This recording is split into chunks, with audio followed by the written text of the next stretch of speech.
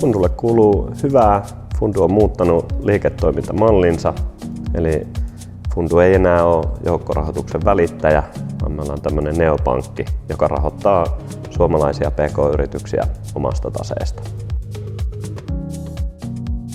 Käytännössä se tarkoittaa sitä, että me toteutettiin vuoden 2022 lokakuussa merkittävä pääomitus, jossa Funduun tuli uutena omistajana Varma eläkevakuutusyhtiö.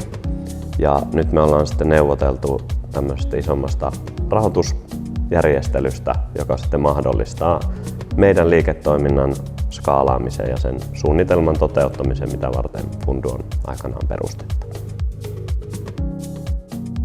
Kyllä on, eli olemme allekirjoittaneet rahoitussopimuksen 200 miljoonaa euron velkapaketista ja meitä rahoittaa jatkossa Lontooseen pörssilistattu yhtiö.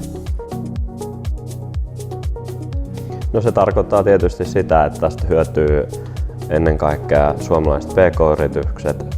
Pankkien kyky rahoittaa pk-yrityksiä on ollut viime vuodet heikkenemään päin johtuen sekä sääntelystä että dokumentaatiovaateista, ja tämä rahoitusmarkkinan monipuolistuminen on hyvä pk-yrityksille.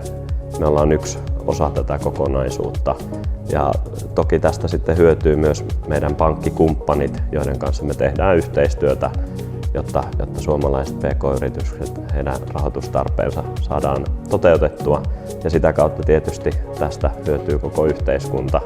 Meillä on tällä hetkellä tilanne, jossa olisi erittäin tärkeää, että nämä yhtiöt ja yrittäjät saa tarvittavan rahoituksen, jotta he pystyvät pääsemään takaisin kasvu-uralle, tekemään rohkeita kasvuinvestointeja ja palkkaamaan lisää henkilökuntaa.